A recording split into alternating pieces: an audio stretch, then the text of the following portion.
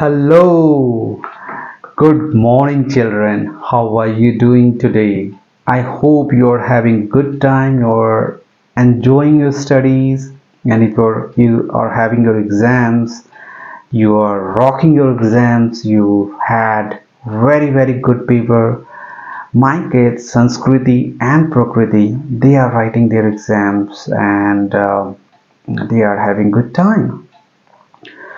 So I hope you enjoyed the first three stories, um, the monkey's concentration, the secret of success. You remember when Prakriti went to her grandfather's place and her grandfather shared the secret of success. And the third story, that was of the two notorious friends, Suraj and Dheeraj, and which had a powerful lesson. So today we have another very interesting story, and you are going to enjoy it. And today's story is called The Imitation Game. The Imitation Game. And this story is about a businessman and his two companions. So this businessman, his name was Dhaniram. Dhaniram used to live in the old city of Patliputra long ago. And Dhaniram was a merchant. He had to go to different cities and different places for his business purposes. So he had two very good companions, and their names were Sera and Golu. So Sera was the horse and Golu was the donkey. And Dhaniram had to travel to all these distance places with two of his companions, and they used to carry the merchandise along with them.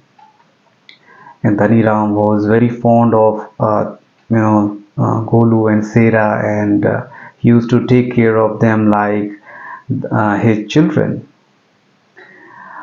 It just happened that, yeah, one thing I missed to tell, that Golu was a great imitator. He always used to imitate Sarah in everything. When Sarah used to walk, he used to walk like that, run like that, although he could not do because both are unique animals and they have unique qualities. So,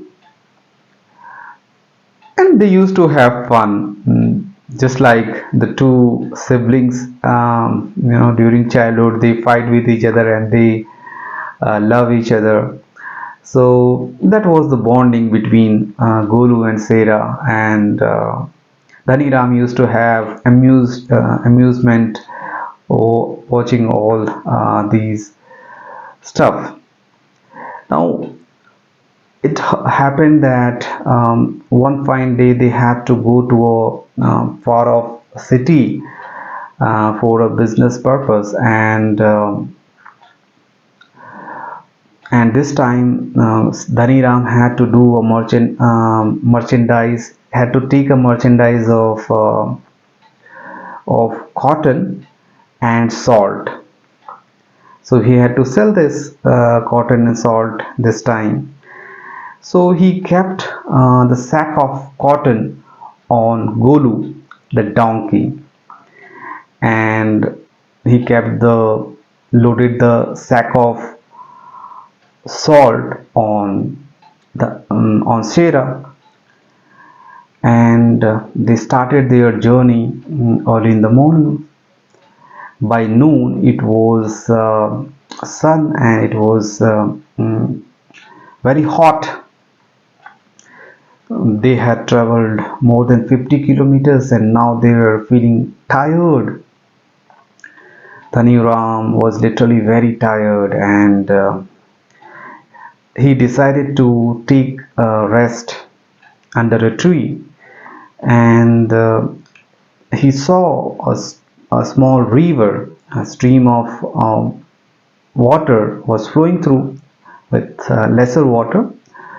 So he went near the river, he just washed his face and he got fresh, and he went near a tree, and then he started taking some rest there. Now Golu and Sera were also feeling thirsty, and they went to the river, and Golu and Sera, they started drinking water. They were feeling very thirsty. So Sera went inside the river a bit, and then he just sat and washed the load of salt that he had. He was feeling very heavy. So the sack of salt that was kept over Sera, he just dipped it inside water so that a portion of salt dissolves in the water, and his load became lighter. So Sera was happy. He was a clever horse. He became happy that his load has become lighter. Now, seeing this, the imitator Golu, he, without thinking anything, he had this sack of cotton loaded on him. He did not think twice, but just because he wanted to imitate Sera, he also went and sat in that river so that his sack of cotton got wet. Now you know what happened after that. It became heavier, um, and it was very difficult for Golu to carry that sack of um, soggy sack of cotton.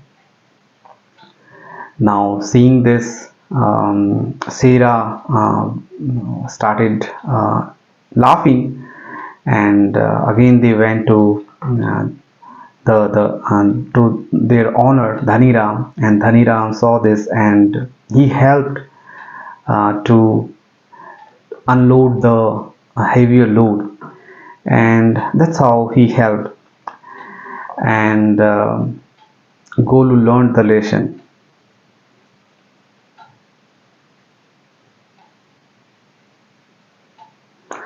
So this was the story. This was about the story, and many of you would have heard about this story in different formats. I gave a small changed flavor to the story, but the lesson from this story is very simple. A solution that works best for one person may not work for the other person. So without thinking, you should never copy anyone.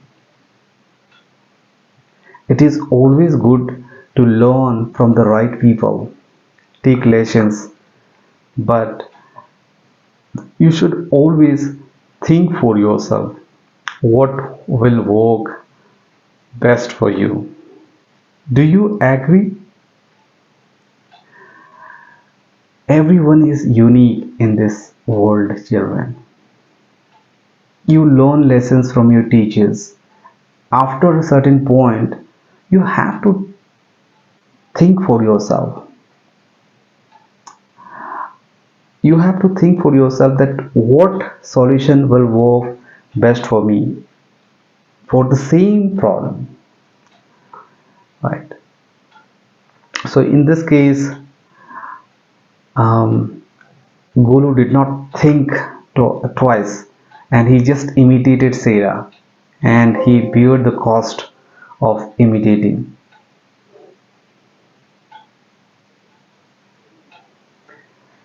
The lesson from this story is that you should think critically and adapt to the changing situation for yourself.